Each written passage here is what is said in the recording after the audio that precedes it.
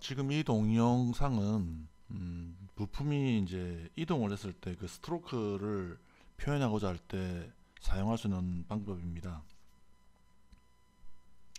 그래서 이런 데이터를 이런 경우에 3D상에서 부품을 하나 더 조립을 해서 그 부품을 여기 컴포넌트 디스플레이에서 표현을 해도 되지만, 그렇게 되면 3D가 정합성이 좀 맞지 않는 거죠.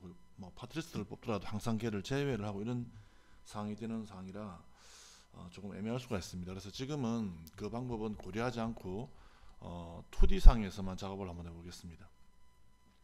어셈블리 도면이 이렇게 하나 있다고 치고요. 일반적으로 어셈블리 도면이겠죠. 최소한 여기에 뭐 원점을 위해서 중심선을 하나 뽑겠습니다. 그래서 중심선을 하나를 뽑아 놓았고요. 여기 보면 예를 들어서 이제 51216 언더바 3이라고 하는 이 부품이 이동된 거를, 이쪽으로 막 이동된 거를 보겠습니다. 그렇게 표현을 하고 싶은데, 이걸 더블 클릭해 보면 지금 스케일이 이제 1대1인 거죠.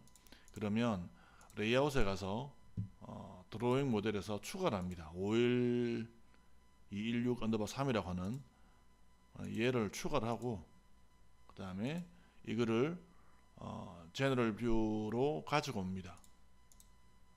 프론트, 예, 똑같죠. 그 다음에 여기도 이제 원점 있는 게 좋으니까 원점 저기 축을 여기 하나를 좀 표시를 하겠습니다. 하나만. 그 다음에 이건 이제 더 이상 사실은 이게 따라다니면 안 되는 거잖아요. 좀 굉장히 번잡하게 된 거죠. 그래서 얘를 깨버리겠습니다. 그러니까 3D랑 그 관계를 깨버리는 건데, 일반적으로 봤을 때는 이 작업은 굉장히 주의해서 작업을 하셔야 됩니다. 그래서 이 뷰를 선택해서 컨버트 투 드래프트 그룹을 해서 변경을 해버리고요. 그 다음에 드로잉 모델에 가서 셋을 어셈블리로 바꾸고, 그 다음에 아까 51 언더바 3이라고 하는 그 놈을 삭제해 버리겠습니다. 이놈은 삭제하겠습니다. 자, 이렇게 되는 상태고, 얘를 여기 엎어야 되거든요. 그래서 이제 여기서 우리가 원점을 또 잡아야 되니까 조금 번잡하긴 하지만, 어차피 이런 작업을 우리가 도면 작업을 할 때 많이 하지는 않을 것이기 때문에 크게 뭐 신경 쓰지는 않으셔도 될 것 같습니다.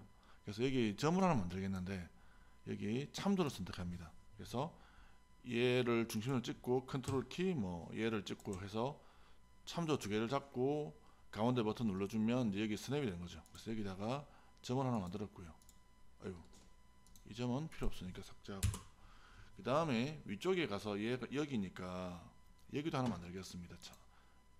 참조 얘랑 컨트롤 키 얘랑 해서 가운데 버튼 여기에 포인트를 만들었습니다. 자, 가운데 버튼에서 끝냈고요. 그러면 스케치에 가서 여기 보면 스케치 그룹에 보면 트랜스레이트가 있는데, 요놈을 선택을 먼저 합니다. 그러면 이동할 것들이 어떤 것들이냐, 그래서 요만큼 드래그를 하면 되겠죠. 하면 되는데, 지금 할 수 있는 것은 우리가 2D 포인트에서부터 포인트다. 그래서 요놈을 선택하고요. 여기 조금 확대를 해서 이 포인트가 강조되게 합니다.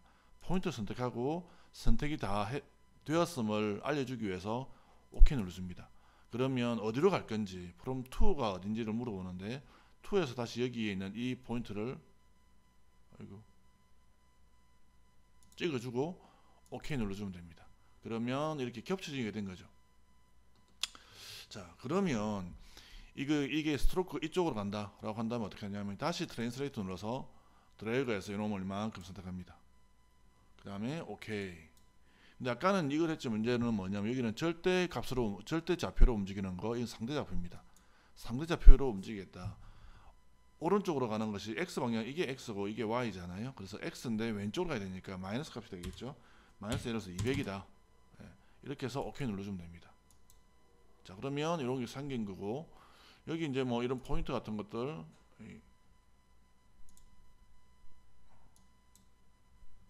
포인트 이런 것들은 뭐 어머나 뭐